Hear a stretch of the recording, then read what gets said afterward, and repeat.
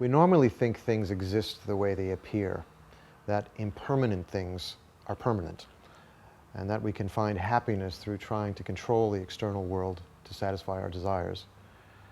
It's a pretty bleak situation, and it's called samsara. Samsara is the agitated, dissatisfied, and confused state of mind most of us experience all the time, which results in the uncontrolled cycle of birth, death, and rebirth. Just as there is dark and light, if there is samsara, then there is nirvana. And that's the state of complete mental peace. Nirvana is not an external heaven or a paradise, but rather it's a state of mind. It's totally free of all limitations and no longer controlled by destructive emotions. Join us in looking more deeply at samsara and how we're caught in it, and nirvana and how we are liberated by it.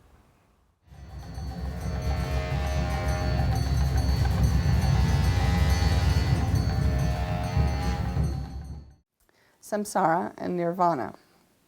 On the one hand, samsara, or cyclic existence, is suffering and its causes. On the other end of the spectrum, there's nirvana, complete freedom, complete liberation from that suffering and its causes. Our current situation is that we're in cyclic existence, in samsara. And where we want to go is nirvana, complete freedom. But there's no way that we can get there without an intention to do so, without a strong motivation. So before listening to the teachings, right now, generate a strong motivation in your own mind to learn as much as possible about both samsara, our current situation, and nirvana, where we want to go, in order to be able to achieve that freedom for the benefit of all sentient beings as quickly as possible.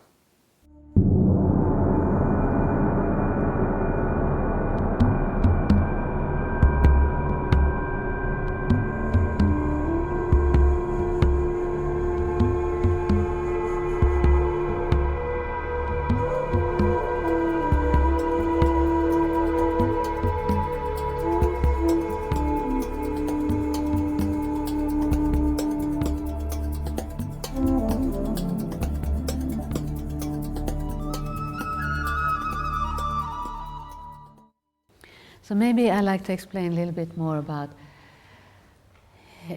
to get a real idea of what samsara means, the depth of samsara, so that one can begin to feel compassion for oneself and a feeling of what is the meaning of renunciation, that,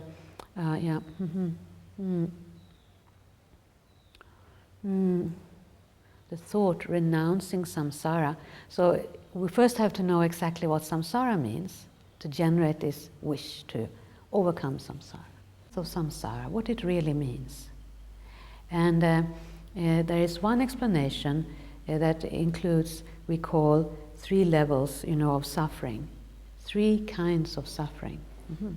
So I'd like to explain this first. Yeah, the first one is called suffering of pain. And that includes all the ordinary pains, physical pains, sickness, hurt, and our mental problems of suffering of separation, dissatisfaction, depression, anxiety, fear, worry. There's usually only that level of suffering that we are aware of, in our daily life, that we are trying to overcome. But samsaric suffering has much more to it than that, The second level of samsara we call the suffering of change. And the suffering of change is much more subtle and difficult to comprehend, It's all about how the pleasures that we seek in samsara, the temporary pleasures, are in fact all in the nature of suffering because they change into dissatisfaction and eventually pain. So we say, although we called it pleasure, in fact it's in the nature of suffering. Yeah, we give it the name pleasure, but somehow when we analyze it we can see eventually always turns into suffering or misery. The third kind of suffering that explains samsaric existence, is the we call all-pervading suffering or pervasive suffering. Pervasive because it covers all of our existence, our body and our mind, is in the nature of this all-pervasive suffering. So everything within our ordinary body and mind is a product, of suffering and creates more suffering. So it's in the nature of suffering. When we understand these levels of suffering, we can look at samsara and see the faults of samsaric existence. That there is nothing within samsaric existence that gives us satisfaction or happiness or is uncontaminated. But if we meditate on it, we can start to develop disgust with samsaric suffering, especially when we realize that we have the potential to be free.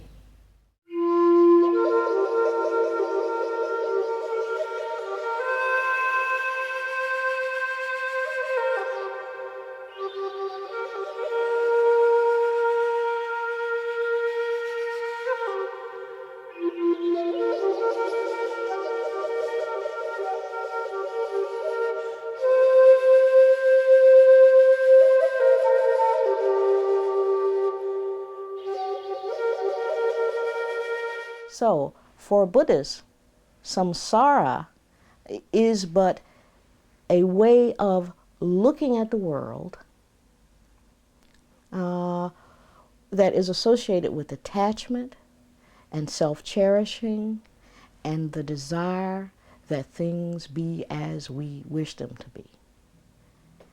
And since this whole notion of the world being as we wish it to be, since our wanting the world to remain a certain way cannot be met, is always subject to failure, because the true nature of the world is impermanence and changingness all the time, those desires to keep it permanent will inevitably lead to suffering. The Buddha taught 4 noble truths. There is suffering. There is a cause of suffering. There's the cessation of suffering. There's a path leading to the cessation of suffering. The Buddha said from his own experience, after he had meditated 6 years and performed these incredibly rigorous meditations, he said, I've discovered this truth. There's suffering. And I've also discovered that it's possible to end it. And so after he had taught for 45 years in India, looking back on what he accomplished, he said, I've taught only 2 things, suffering and its end. Now, if you wanted to capture Buddhist doctrine as a whole, what you'd say and what you'd have to look at, and all that you'd have to look at, are those Four Noble Truths. Okay, so if we take them one by one now. There is suffering, dukkha, the Buddha said. He said what constitutes suffering is almost anything we can imagine. Birth is suffering, death is suffering, aging is suffering, old age is suffering, pain, grief, lamentation is suffering. The second noble truth says there's a cause of suffering. There is desire, craving, and this is the most palpable cause of our suffering. But it's only the most palpable cause. We desire things to be permanent. We desire to get what we want. We desire to get away from what we don't want. And so that desire is one of the things that keeps samsara in motion. The root cause is our own ignorance about the way in which we exist and all other things exist. We try to hold on to something's being permanent that is by its nature impermanent. That leads to frustration. So ignorance is the basic cause of suffering. The optimistic part about Buddhism is that after showing us various methods for eliminating the cause of suffering, it offers, in the third noble truth, the end of suffering. And in Buddhist texts of the early school, that cessation is called Nirvana. In teachings of the so-called later school, that end is called Bodhi, or complete enlightenment. And this is the state that the Buddha himself attained. And attaining the cessation of suffering doesn't put someone in a different place, doesn't put them in a different body, doesn't put them in a different world. It changes their view. They give up the attachment to a self as a fixed, permanent existent. Changing that idea, giving up that idea, abandoning that idea, they find themselves with a new view of things. And that new view of the world is what Nirvana is. It's not something else. It's not something apart from us. We have that potential within us to see it that way. If our ignorance is what causes suffering, then our own insight and our own wisdom is what will cause it to cease. So Nirvana, as the third noble truth, is held out as the possible end. It is an end to suffering, and such a thing exists. The fourth noble truth says there is a path leading to the cessation of suffering. And that path provides a means for us to realize directly the end of suffering, so that you yourself can see, try it on, try the method on, see whether it's beneficial or not. And if it is, then keep practicing. Now, this puts the responsibility for our practicing all of these various paths, but primarily the responsibility for gaining insight right on our shoulders. It's not anywhere else. We have the ability to not only locate the cause, the root cause of suffering, but to eliminate it. We have that responsibility ourselves. It's not to be found in the outside world. It's not put in the hands of anyone else, any deity, or any guru, any teacher. It is totally up to us. The Buddha himself said in a scripture that were it up to me, then samsara would be empty. If I could do it for you, samsara would be empty. But I can only show you the way. You yourself have to practice. You yourself have to try it out. You yourself have to investigate. You yourself have to sit on that cushion and meditate.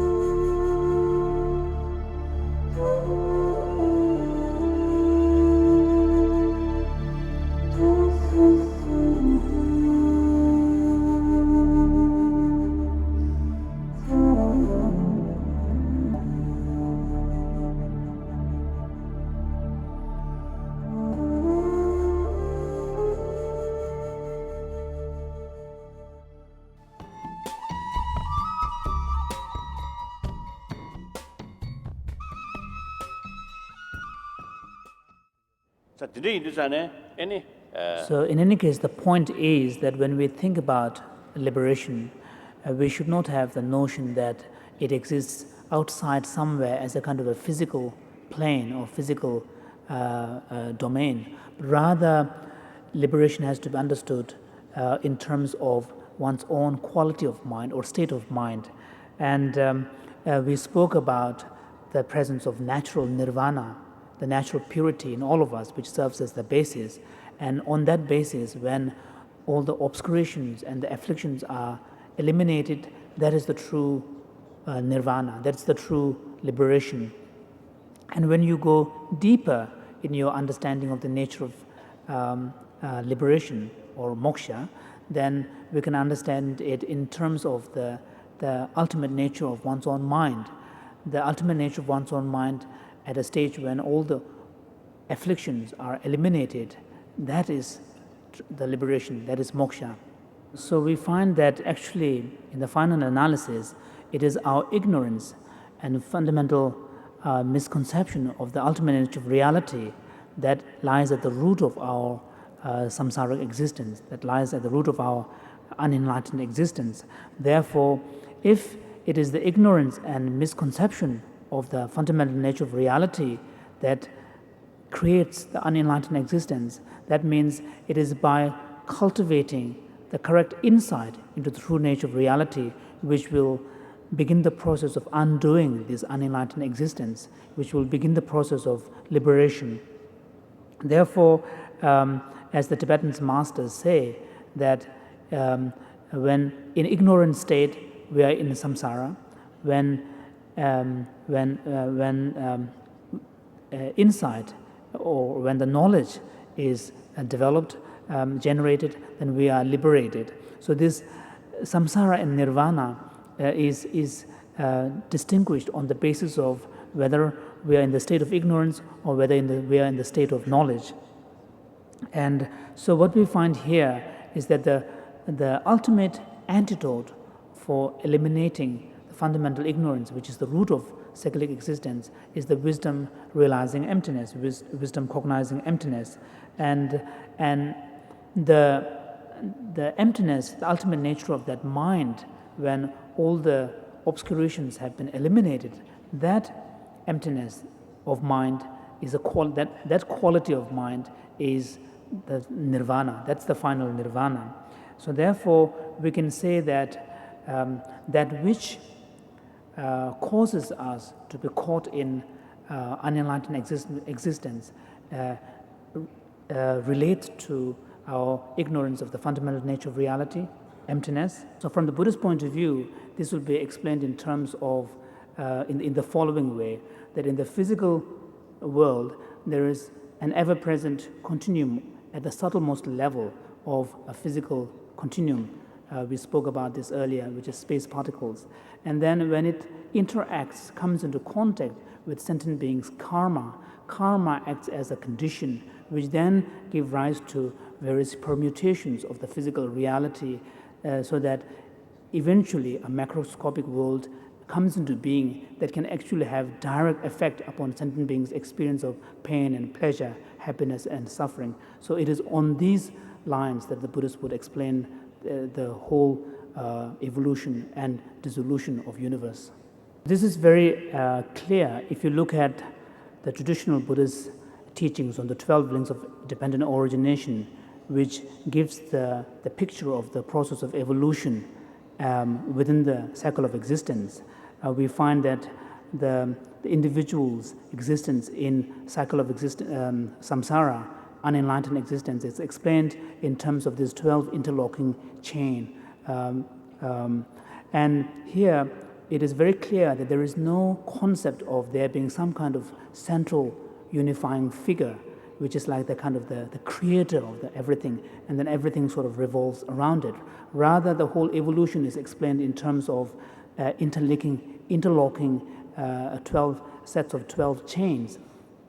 So the point of interlocking is that when, for example, one cycle of 12 links is in progress, before that entire cycle finishes, another cycle is already set in motion, so that while, for example, when you are already experiencing the consequences within 12 chains, already ignorance and the karmic actions and so on, which is part of another cycle, is already set in motion. So in the teachings on the 12 links, the Buddha teaches us that the two sets of 12 links, a cycle of a chain of 12 links. One is the evolution within the evolution of an individual within the unenlightened existence, starting from ignorance, karmic volitional acts, consciousness, and so on. Then he also explains to us another cycle where the cycle is reversed, which then gives us the reversal process where the process of enlightenment is explained. So by eliminating, by bringing to an end ignorance, then the volitional acts are prevented. By preventing volitional acts, consciousness is prevented, and so on. So the reversal process of unenlightened existence is also explained.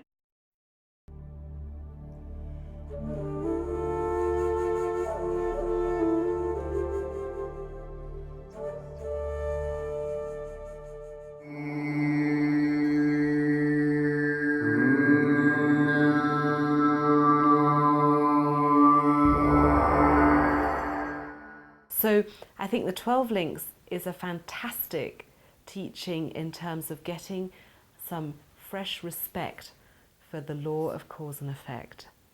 Because if you really think that each moment of ignorance is going to produce, or will possibly produce, a cause for one's next rebirth in samsara, that's pretty heavy.